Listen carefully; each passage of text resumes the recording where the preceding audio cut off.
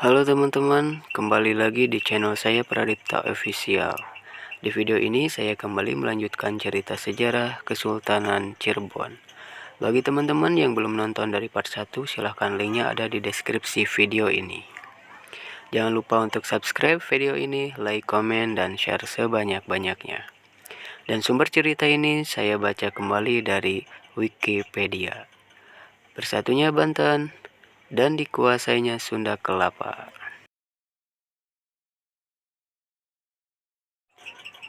Atas petunjuk ayahnya yaitu Sunan Gunung Jati, Maulana Hasanuddin kemudian memindahkan pusat pemerintahan Wahanten Girang ke pesisir.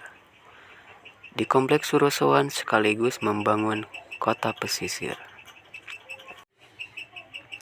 Kompleks Istana Surosowan tersebut akhirnya selesai pada tahun 1526. Pada tahun yang sama juga Arya Surajaya Pucuk Umum atau penguasa Wahanten Pesisir dengan sukarela menyerahkan kekuasaan atas wilayah Wahanten Pesisir kepada Sunan Gunung Jati.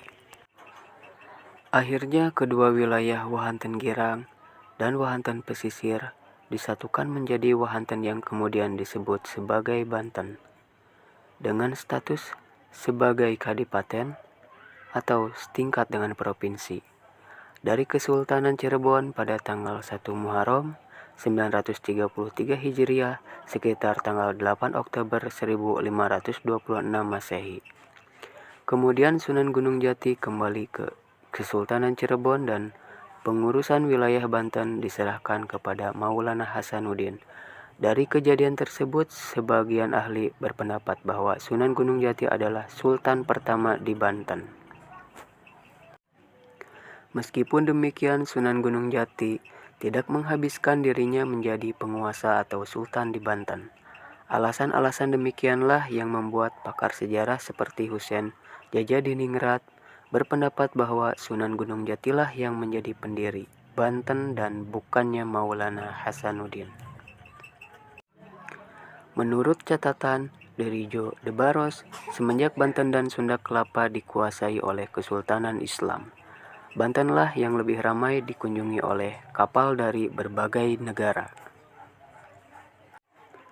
Penguasa Lampung pada tahun 1530, Cirebon berhasil menguasai Lampung dan menempatkannya di bawah kendali Depati Banten.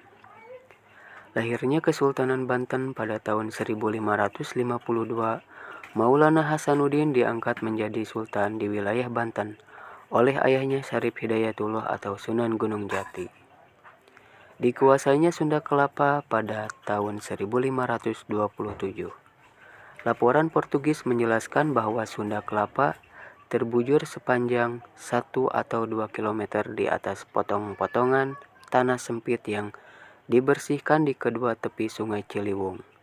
Tempat ini ada dekat muaranya yang terletak di teluk yang terlindung oleh beberapa buah pulau.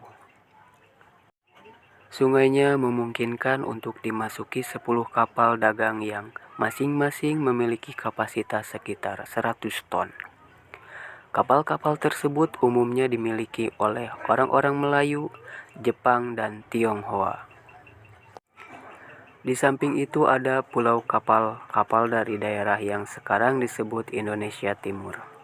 Sementara itu kapal-kapal Portugis dari tipe kecil yang memiliki kapasitas muat antara 500 sampai 1000 ton harus berlabuh di depan pantai.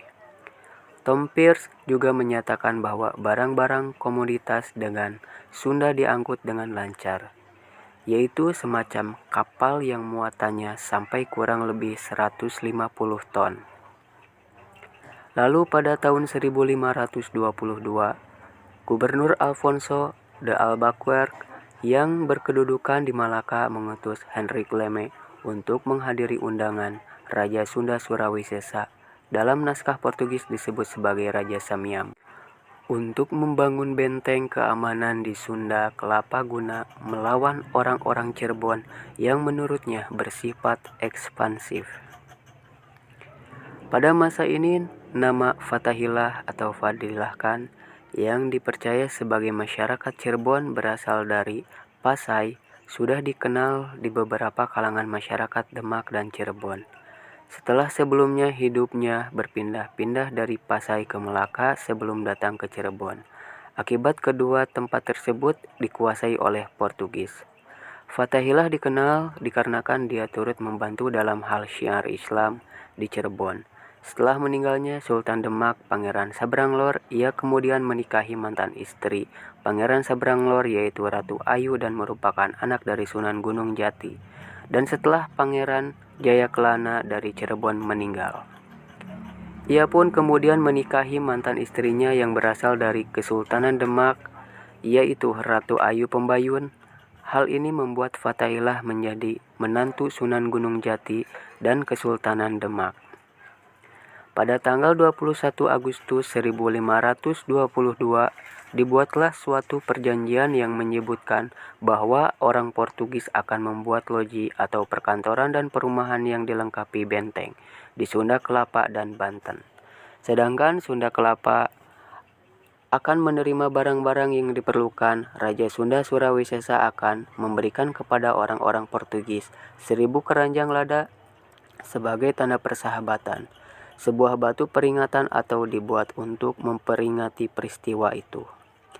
Disebut dalam cerita masyarakat Sunda sebagai Layang Salaka Domas dalam cerita rakyat Munding Laya di Kusumah. Dari pihak Kerajaan Sunda, perjanjian ditandatangani oleh Syah Bandar Sunda Kelapa yang bernama Wak Item dari kalangan Muslim Betawi dengan membubuhkan huruf waw dengan khot. Fatahillah kemudian mengungkapkan rencananya untuk menyerang Portugis di Sunda Kelapa. Rencana Fatahillah mendapatkan dukungan dari Kesultanan Demak. Sultan Teranggana yang melihat kedatangan kerajaan Sunda dengan Portugis sebagai ancaman kemudian yang juga turut merencanakan serangan ke Sunda Kelapa. Penyerangan ke Sunda Kelapa kemudian dilakukan dengan gabungan prajurit Kesultanan Cirebon, Kesultanan Demak, dan Kesultanan Banten, yang baru saja berdiri pada tahun 1526. Hasil penyerangan prajurit Cirebon dan Demak di bawah pimpinan Maulana Hasanuddin, putra Sunan Gunung Jati, atas wilayah Banten Girang. Setelah sebelumnya Fatahillah meminta saudara iparnya yaitu Sultan Banten pertama Maulana Hasanuddin agar tidak menyerang Sunda Kelapa sendirian. Pada saat penyerangan Sunda Kelapa pada tahun 1527, menurut sejarawan dan budayawan Betawi Ridwan Saidi, pasukan Fatahillah hanya menghadapi Syah Bandar Sunda Kelapa yaitu Wak Item dan 20 anggotanya. Wak Item tewas dan tubuhnya ditenggelamkan di laut. Kemudian Fatahillah membuih hanguskan perkampungan yang ada di sana, termasuk perkampungan yang didiami 3.000 orang Muslim Betawi yang pemukimannya berada di wilayah Mandirancan, sekarang masuk wilayah Pasar Ikan Jakarta.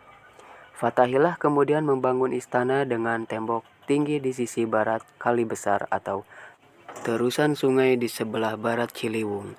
Masyarakat Muslim Betawi yang rumahnya berada di dekat istananya diusir dan rumahnya di bumi hanguskan. Sunda Kelapa airnya dapat dikuasai sepenuhnya pada 22 Juni 1527.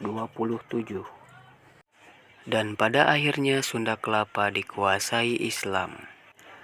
Oke teman-teman, cukup sekian video kali ini dan tunggu video selanjutnya. Mungkin pesan-pesan yang dapat disampaikan di video kali ini adalah jauh berjalan banyak yang dilihat, lama berjalan banyak yang dirasa. Seperti itulah kehidupan.